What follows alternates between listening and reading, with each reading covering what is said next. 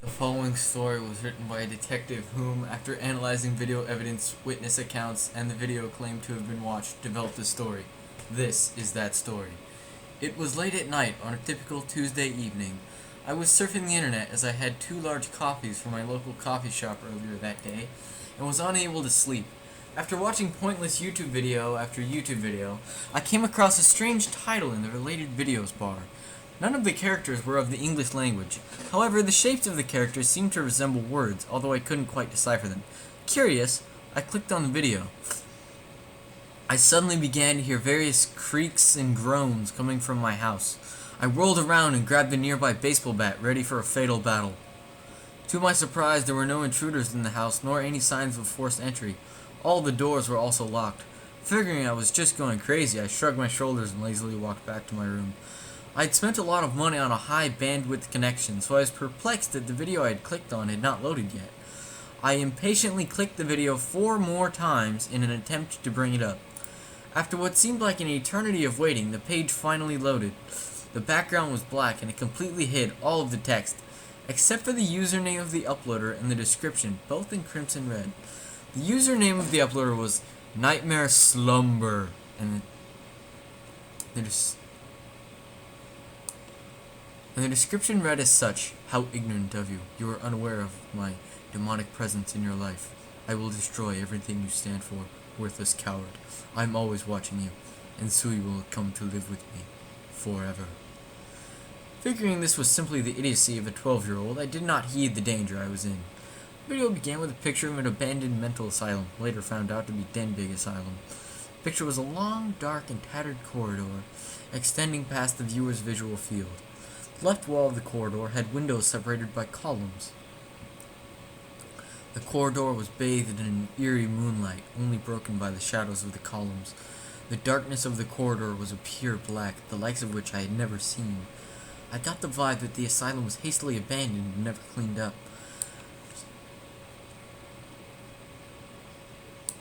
For the first minute of the video was simply a still frame of the corridor. There was no sound nor movement. At approximately 1:13 of the video, I noticed a slow but defined movement at the very end of the corridor. The creature had a human stance, but walked very unusually, most noticeably with its head pointed straight at the ground. The creature accelerated steadily as the video progressed, eventually breaking into a full run. The creature ran headfirst in the camera, knocking it over. Simultaneously, I heard a very loud bang at the door. There was only one, and it sounded like someone had just run into the door. I jumped up and grabbed the bat again when I heard my computer make an error sound. The computer then blue-screened at that point, saying it shut down for safety reasons. The screen then proceeded to make note of the fact that an unknown hacker had been obtaining information about my whereabouts.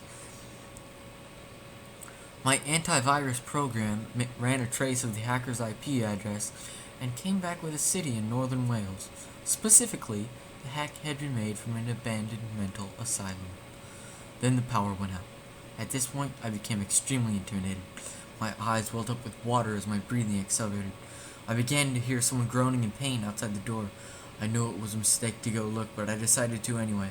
When I glanced through the peephole, there was nobody outside the door. I could still hear the groaning, though. No way in hell was I opening that door.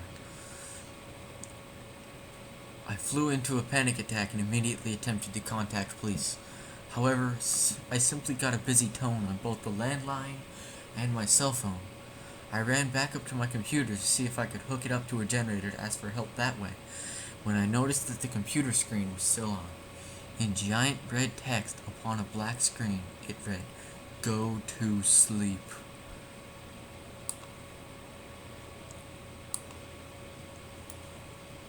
A piercing scream then rang out. It sounded like someone was dying. I raced to the kitchen and drew 2 knives out of a drawer. This was real. This was actually happening. The screams got louder and more desperate. Under the screams, I began to hear a faint but distinct hysterical laughter. I ran about the house trying to figure out what was going on. I then heard a sobbing coming from a closet near my computer room. My skin ran cold as I grasped the doorknob. It was cold to the touch. I should have said something before opening the door, but I didn't have the common sense to do so. I whipped the door open to see a young girl, dead and bloody. crumpled in a heap in my closet. Her stomach had been ripped open and her entrails pulled out. She was entirely naked and coated completely in blood. The wall suddenly was illuminated with a red light. I noticed that something was written in blood on the wall. You should have heeded the warning. Time to go to sleep. I whirled around and saw the figure in the video, head down and everything. I froze in fear. With one sudden movement, almost as if I was watching a video that had skipped a few frames, the figure twisted its head and looked at me. Then everything went black.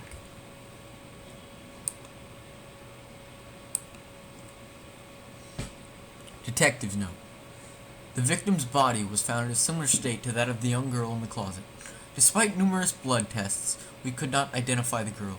In fact, due to the lack of a missing persons report, the fact that no one came forward to claim her remains or to try to solve the case of murder, and because no blood test matched anyone we tested, it seemed like the girl never really existed. We have confirmed that the hacking came from the abandoned mental hospital.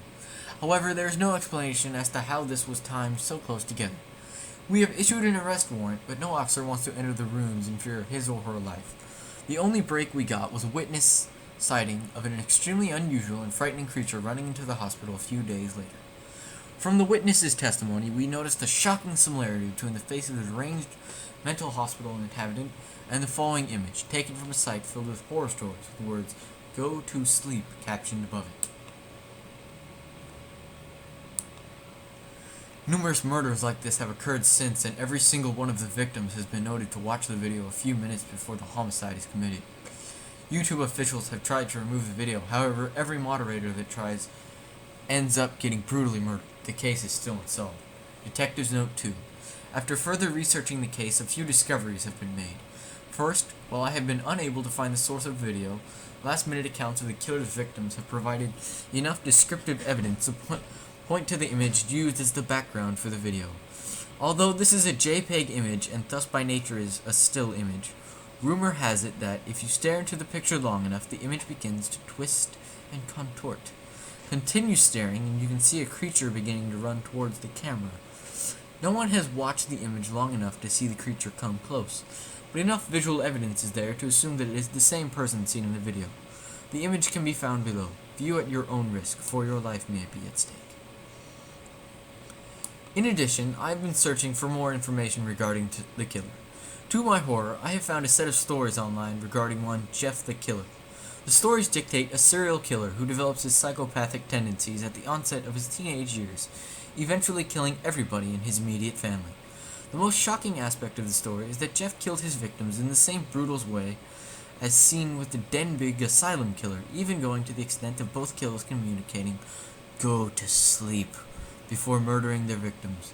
The most frightening aspect, however, is that the image provided for Jeff the Killer is the exact same as the image provided by witnesses for the Denbigh asylum killer, leading investigators to believe that they are in fact the same person.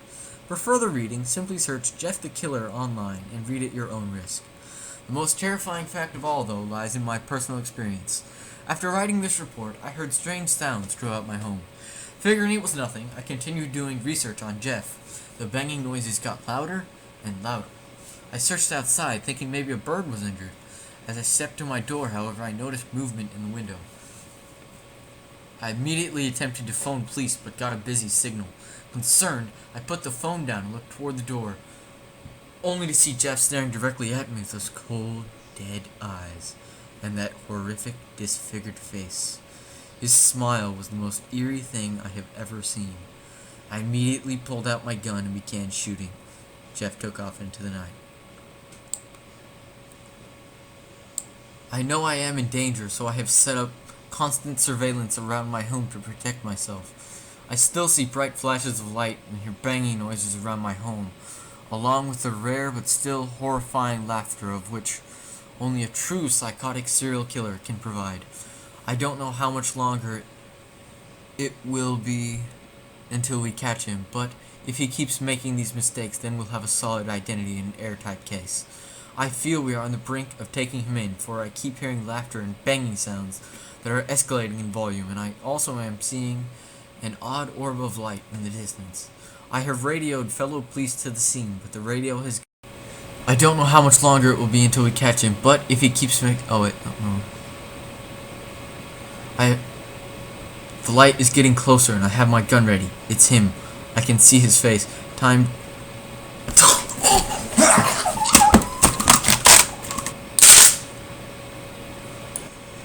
Hello, everyone.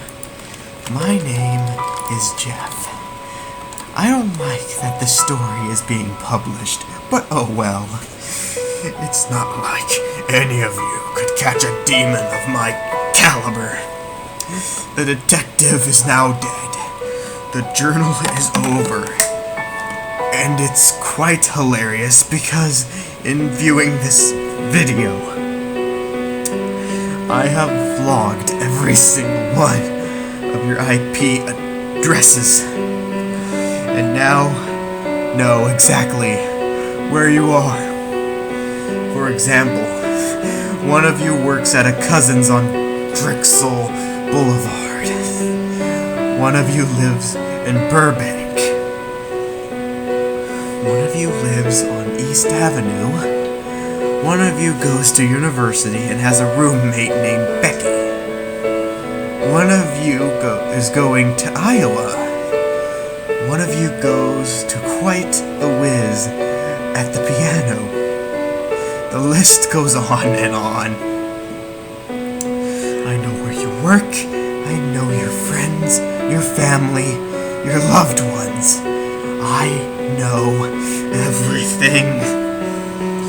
Soon, all of that will be taken from you. Upon reading this message from me, you should start hearing odd noises and feeling a sense of fear and dysphoria wash over you. You will become anxious and frantic for no logical reason. The banging isn't the building you reside in. It's something else. Something quite sinister. Something that wants your blood. If I don't get you, I will get those you love and care about. You, the one shivering in your chair and has a girlfriend named Jessica, with whom you live with. She's mine! You aren't safe.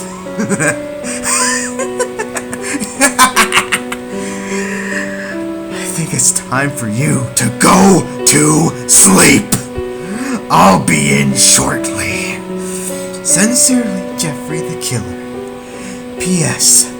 Whomever is the one that's a junior at Kettle Moraine, you're cute. I'll take my time with you.